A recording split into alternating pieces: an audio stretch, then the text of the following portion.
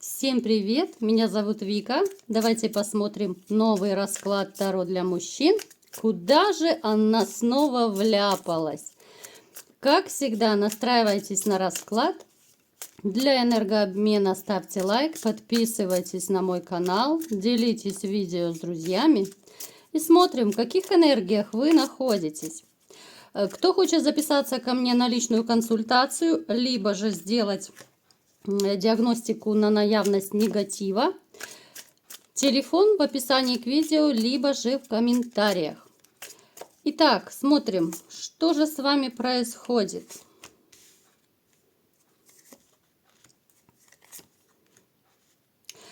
Вы такой, знаете, вот вы просто, до мозга костей такой домашний. Вот все в дом. Все, что вы зарабатываете, вы вообще всю жизнь по жизни, вы все тащите в дом. Все, что заработали. Знаете, вот есть такие люди, которые, что нужно и не нужно, они все наоборот как-то вот растрачивают, из дома выносят, раздают, отдают, дарят. Вы же наоборот все в дом. Вы очень такой хозяйственный человек. Вы довольно неплохо готовите, причем я вам скажу, что даже здесь проигрывается ситуация, когда у вас было все хорошо, когда у вас была семья, вы, я думаю, даже большую часть, наверное, времени вы готовили сами. Причем вы готовили с удовольствием, это была ваша любимая женщина, и вы для нее старались. Вы вообще такой человек, что вы, когда любите, вы очень стараетесь для женщины. И не потому, что вам нужно там завоевать ее, да, вот показать себя с лучшей стороны. Нет, это не притворство. Вот вы такой есть. Вы очень щедрая душа, вы очень добрый человек. Хотя я вам скажу, что, шутки плохи бывают и с вами. В каком смысле? Когда вас начинают каким-то образом обижать, наезжать как-то, тем более, когда кто-то начинает обижать вашу семью, но здесь вы зубки покажете однозначно, вы тогда превращаетесь в тигра-защитника. А так вы, в принципе, безобидный человек. Я даже не удивлюсь, если кто-то из вас даже консервацией занимается. Вот вроде бы это так, да, как-то принято, что это женское дело, да, но вы настолько такой вот суперповар, вы очень гостеприимный, вы очень такой компанейский.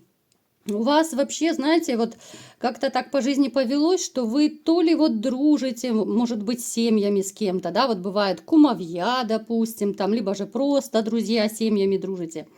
Вы, помимо того, что, знаете, такой вот сам безотказный, очень щедрый, вы никогда не дадите в обиду даже своих друзей. Вы такой человек, вот для вас друзья это как братья, да, это что-то очень близкое. Вот вы не будете дружить лишь бы с кем, вы дружите только с людьми проверенными, с надежными, возможно, даже это друзья еще детства, у кого-то друзья, там, я не знаю, со школы, с института, то есть это с далекой молодости.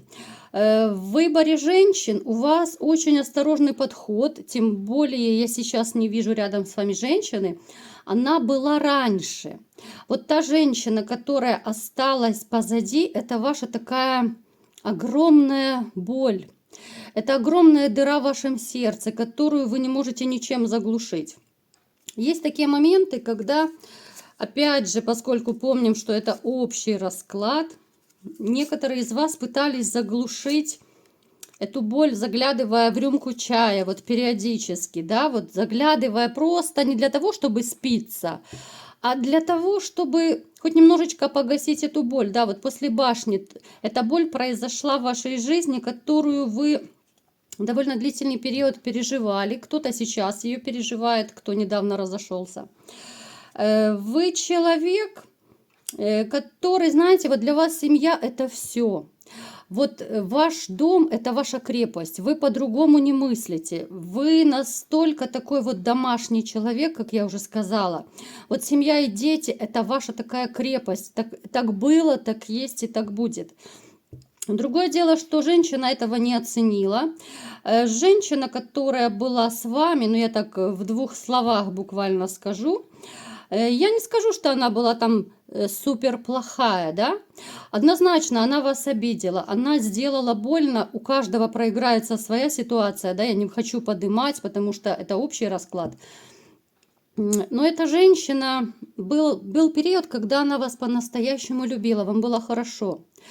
Знаете, это такой момент, когда нужно было в определенное время садиться и разговаривать двоим. Вот вы с ней не заметили, когда начался холодок между вами.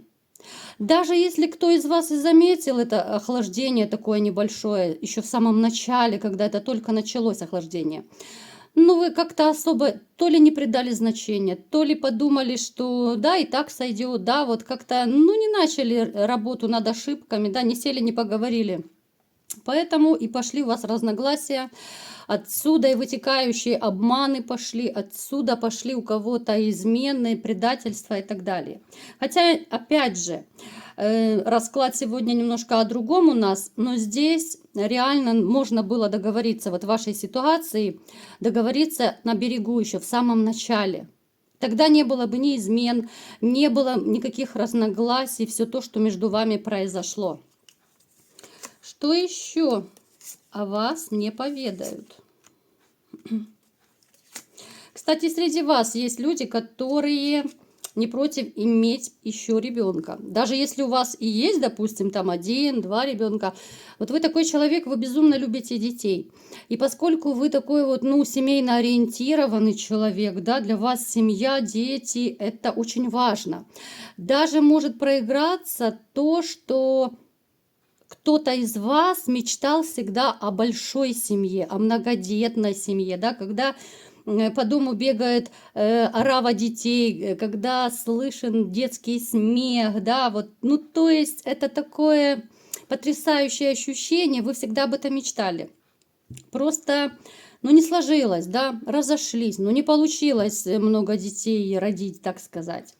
Поэтому абсолютно вы не откажетесь, если в вашей жизни встретится новая женщина, да, с которой у вас будет любовь, семья, вы будете за руками и ногами за то, чтобы снова, да, вот снова звучал этот такой звонкий детский голосок в вашем доме.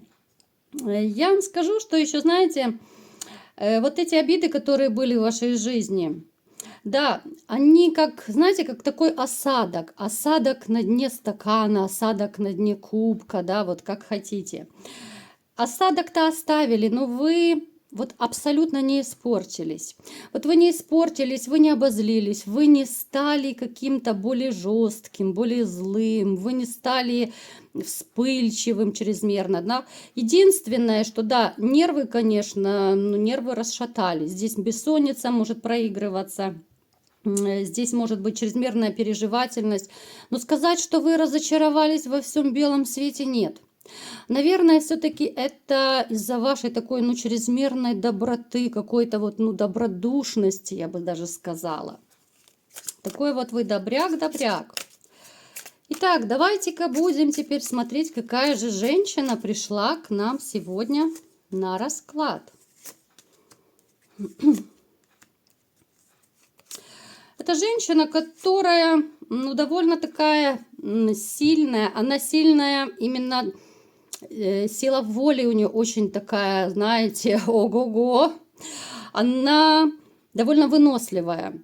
Вот выносливая во всех планах, да. Это выносливость может быть даже вплоть до того, что она может, у кого есть, допустим, сад, огород, дача, она могла работать днем и ночью как-то, ну, не уставая особо, да. Порой вы, может быть, даже удивлялись, где ты столько сил берешь. Она очень такая властная, может быть, волевая. Она очень четко знает, чего хочет от жизни. Довольно требовательная дама и к себе, и к окружающим. Это может во всем проявляться. И требовательность к вам была, требовательность к детям, да, вот, допустим, там уроки ты должен поучить, не пойдешь гулять, пока уроки не сделаешь, ну, в таком ключе. И очень требовательная к себе. Это неплохая черта, я вам скажу, что она искренне любила вас когда-то. Вот эта женщина, да, я думаю, что это мы о ней говорили вот в начале расклада. Вот с ней как раз у вас была любовь, была да сплыла. Вам пришлось, знаете, вот из-за ваших таких, я бы сказала, ну даже общих ошибок, вам пришлось похоронить любовь. Хотя далеко не все из вас смогли похоронить ее. Я это говорю вам не для того, чтобы кого-то там обидеть. Вы знаете, что я очень деликатно всегда стараюсь преподносить весь материал. Но вот знаете, что самое обидное, что это есть правда, что всегда в любом разрыве виноваты оба. Вот вы можете сказать, что вот она там загуляла, там она такая-сякая. Но если начать разбираться, да, вот если этот клубочек с самого начала вот разматывать, где-то что-то пошло не так. У кого-то были друг к другу претензии, да, у кого-то накопились обиды, и это все не высказывалось, это все копилось и росло как снежный ком. Отсюда и проблемы ваши выросли, которые вылились у кого-то в измену, у кого-то еще в какие-то гадости, да, вот в такую неприязнь. То есть любовь была. И я вам скажу, что у многих из вас она еще осталась, просто вы ее как-то стараетесь, ну, туда поглубже спрятать. Вы вот как-то даже боитесь сами поверить, вот сами перед собой, что все равно еще, ну, хоть немножечко вот чувства остались. Да, они заглушены болью, обидой, но чувства очень глубоко вы спрятаны. Причем я вам скажу, что именно как раз из-за этого момента многие из вас не могут устроить свою личную жизнь. Я не вижу рядом с вами женщины, которая, ну, затронула бы какие-то струны вашей души. Я не беру во внимание, вы знаете прекрасно, вот эти все какие-то там романчики, одноразовые связи. Я говорю о более таких, ну, серьезных, что ли, отношениях. Довольно сложно вам влюбиться, и вы это понимаете. Напишите в комментариях. Да, вы можете встречаться с кем-то, вы можете знакомиться, но вы понимаете, что ну не могу я полюбить, да, вот ну не могу, ну как будто сердце закрыто на замок. Поэтому я вам скажу, кстати, эта женщина, она когда-то, вот еще давно, она не притворялась. Вот она не была притворщицей, да, была любовь. Но вот жалко, что, ну, не смогли, да, ну, не спасли, не сберегли эту любовь, и теперь имеем то, что имеем. Далее, что еще про нее можно сказать?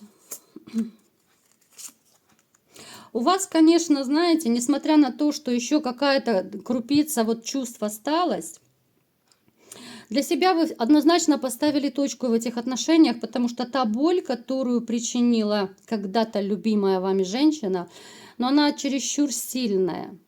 Эта боль, ну, просто до безумия, да, вот я думаю, у некоторых из вас может даже проиграться, что вы реально вот понимали, что еще чуть-чуть, и вы сойдете с ума от боли, от бессилия, от такой вот душевной муки, да. Это женщина, которая, ну, скорее она подарила вам ребенка, либо же, ну, может проиграться, что вы хотели ребенка с этой женщиной. Это однозначно. Потому что вы ее любили всей душой, всем сердцем, поэтому, ну это как плод вашей любви. У кого есть ребенок, вы его любите безумно просто. Ребенок точно так же. Папа, это ребенок, это святое. Я не могу сказать, что эта женщина, ну прям... Вот даже после расставания, что она вас ненавидит, я не могу сказать. Несмотря на то, что у вас была очень непростая ситуация, вы довольно непросто расходились. Но я вам скажу, что у нее в душе остались тоже такие маленькие нотки чувств. Она это никому особо не показывает. Может быть, разве что, знаете, вот самым таким близким, либо же подругам, там, матери, сестрам, с которыми она очень близко так общается, по душам, именно вот по душам.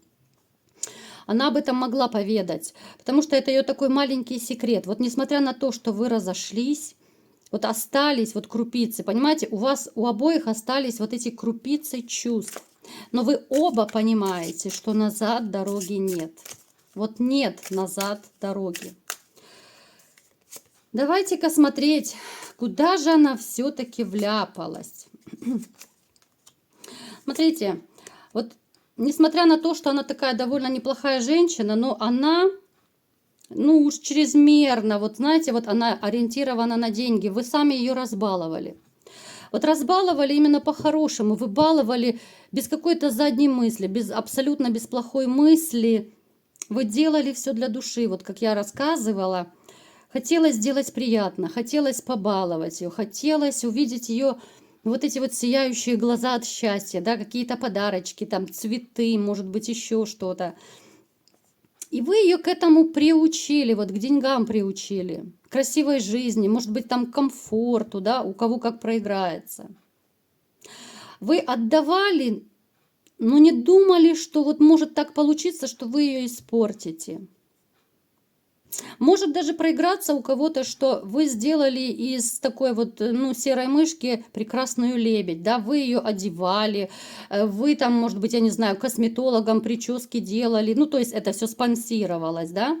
Выросла такая прекрасная лебедь, которая со временем начала борзеть, наглеть и, ну, абсолютно ориентированная стала на деньги. Я вам скажу, что она сейчас, в принципе, живет, вот она живет точно так же, рассчитывая на каких-то богатых ухажеров. Она никогда не свяжется с мужчиной, у которого, ну, такой, ну, небольшой заработок. Даже я не уверена, что она будет с мужчиной, у которого средний заработок. Вот она должна быть в полном шоколаде. Она для себя вот решила, что если она с кем-то и будет жить теперь, то это будет довольно такой обеспеченный мужчина, который, возможно, даже больше даст денег и всего того комфорта, чем давали вы. Итак, давайте приблизимся, наконец, к нашей теме, да, во что же она вляпалась. Смотрите, в ее жизни появился мужчина, был такой мужчина, я думаю, он даже недавно был, с которым, ну, она довольно неплохо себя чувствовала, довольно обеспеченный человек. Но он такой, знаете, немножко прижимистый, что ли. Вот он вроде бы и давал ей деньги, там какие-то подарки, но это было, ну, не так, как ей хочется. Поэтому она пошла на некий обман с ним. Она решила у него как бы попросить деньги в долг. Вот она выдумала историю. Давайте сейчас уточним, что это за история. Вот это могут быть какие-то истории, связанные с ребенком. То ли на ребенка деньги нужны, то ли ребенок там заболел. Знаете, вот эти все фишечки там на операцию, еще что-то. А сама потратила их вот с подружками, она гуляла, кутила.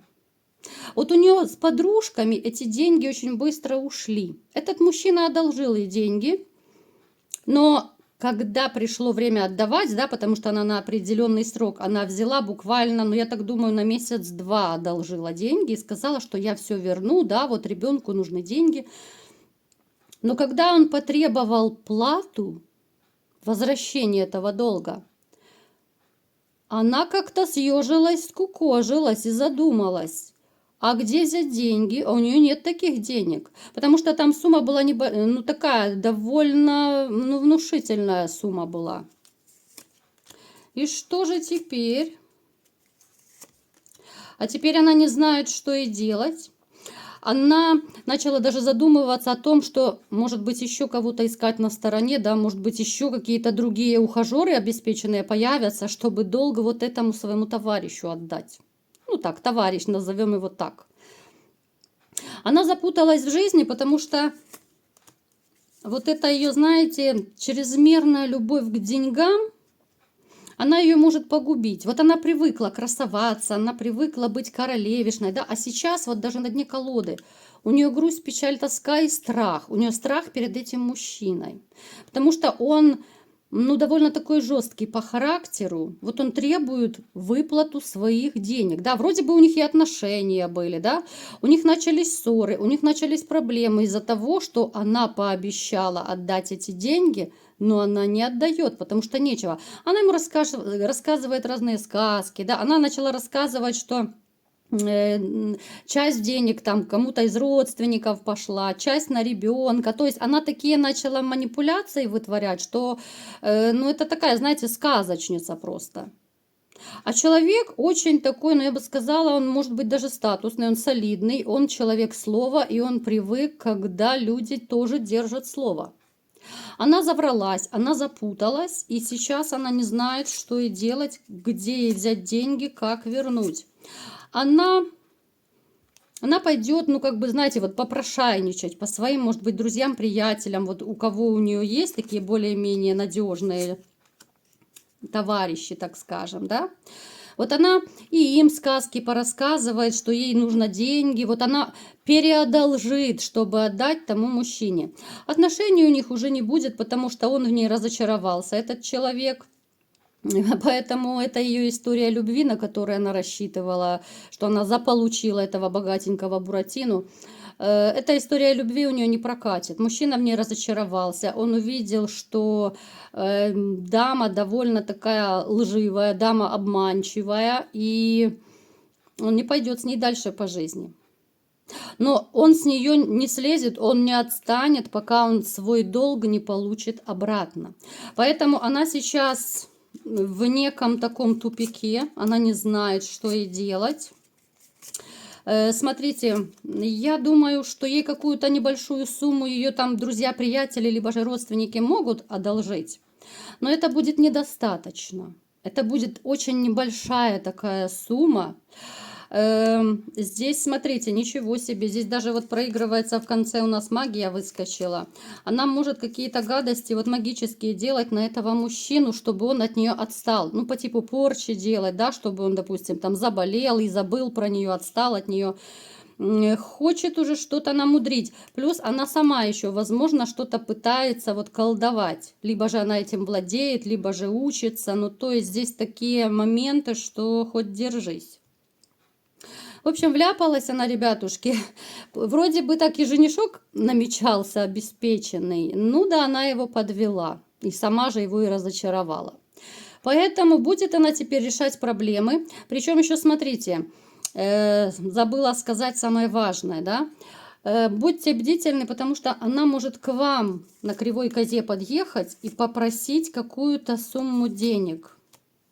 Опять же, это будет сказка, опять же, это будет красивая история. Смотрите, может даже рассказать, что вы ей очень нужны, что она хочет быть с вами. Это будет очередная сказка, просто чтобы вы вот дали ей денежки. Дали денежки в счет того долга ее богатенькому Буратино, чтобы она погасила долги. Вы представляете трэш этой ситуации? То есть, если вы дадите ей деньги, она пойдет и отнесет их тому своему жезлу, так назовем его, да, чтобы погасить свой долг, который она прогуляла со своими подружаечками. Поэтому не ведитесь, я вас предупредила. Будьте бдительны, будьте осторожны, а она пусть решает свои проблемы, да. Мы даже не будем дальше смотреть, мне как-то тоже абсолютно, я думаю, вам не интересно, погасит она долг перед своим жезлом или нет. Ну, может быть, очередной жезл ее и спасет. Второй богатенький Буратино. Вот такой был расклад. Кому понравился, ставьте лайк, подписывайтесь на мой канал, делитесь видео с друзьями и всем пока!